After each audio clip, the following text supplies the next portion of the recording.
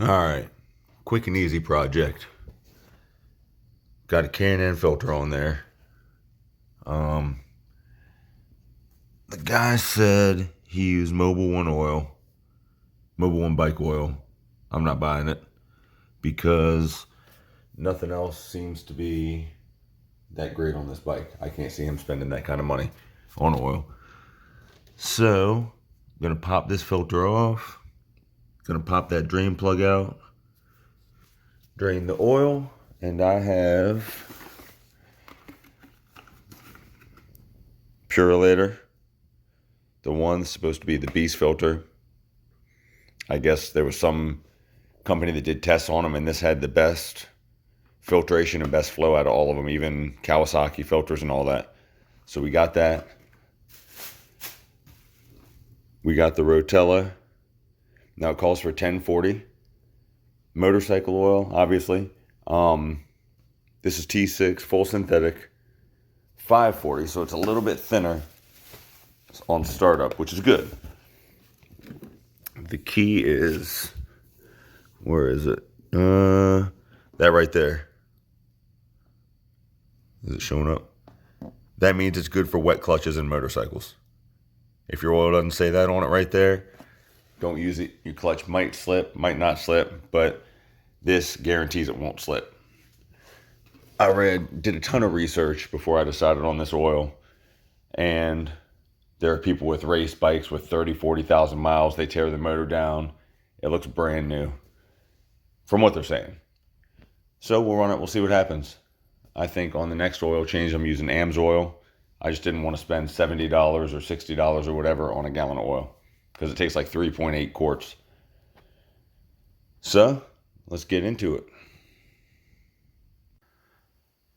Well, it is indeed brand new oil. Like brand new. So that's all right, man. For peace of mind, it's worth it. It's draining. Takes a 17 millimeter socket to get this drain plug out. I'm hoping this pan holds it all. She's filling up fast. That's like brand new oil. But I got this oil at Advanced. It was $30. They matched the price of Home Depot, which had it for $22. Then I had $10 in Speed Perks. So, between the filter, which was also $11, the oil, the blue shop towels, and this pan, it cost me like $29 total, which isn't bad. I can live with that. Now I need to figure out what the hell to do with this oil. Didn't think that through, did I? Oh well, we'll let this finish draining. Slide the pan forward, pop that filter off. It is missing the retainer on the filter. And that's bent to shit. They probably didn't know it was on there, threw a wrench on there and went to work and ripped it up. So I'll be hitting eBay and getting a new one of those. But let me finish letting this do this. I'll pop that filter off. All right, so I really didn't want to use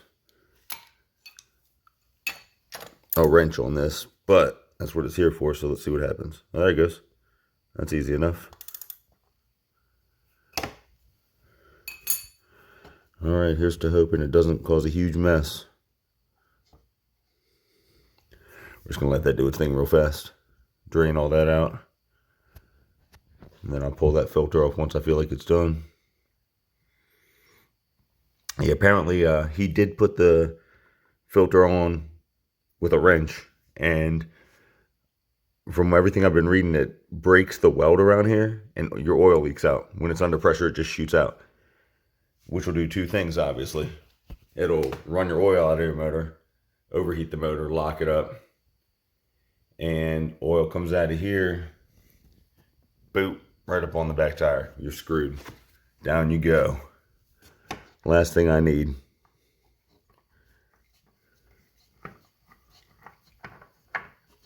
So, K&N filter is out.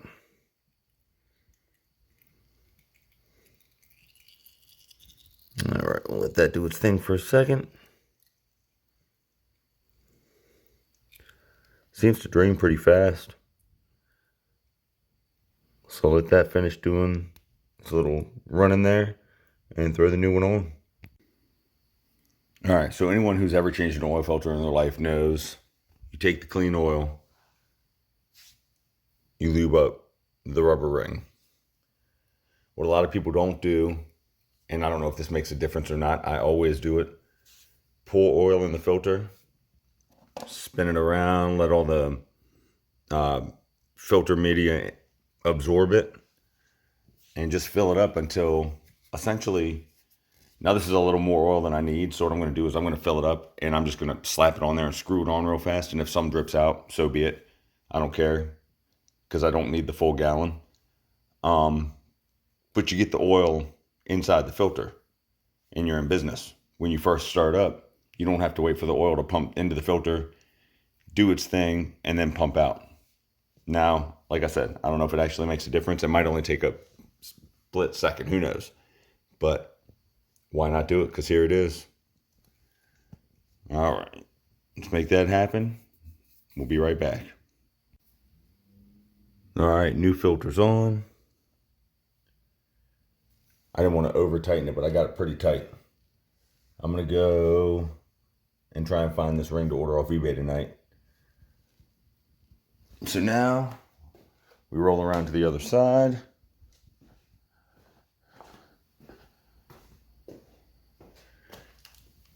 And we're going to fill her up.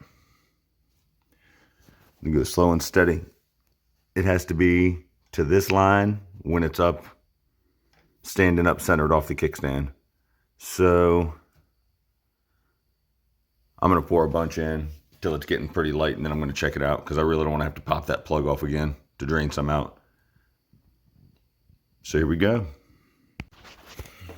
All right, let's see where it's at.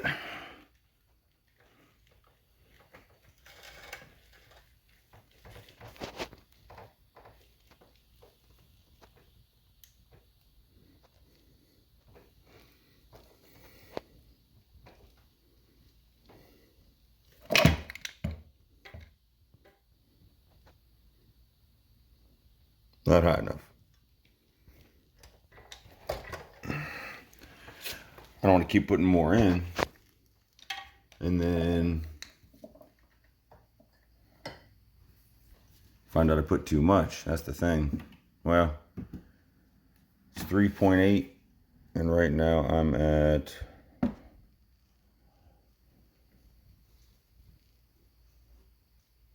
these windows are useless. I don't even know I'm looking at this thing. All right, let me put some more in. Be right back.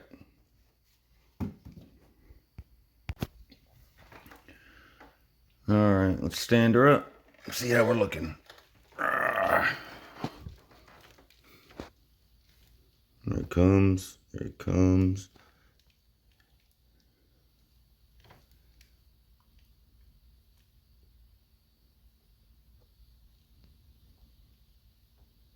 Almost. Very, very close.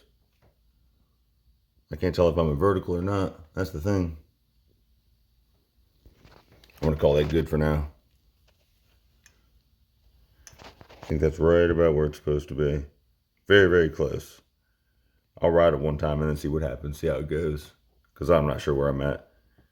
But I don't want to go any higher. So there we go. Screw that cap back on. There's my clutch plates. Screw the cap back on, and that's all she wrote. Next project, check.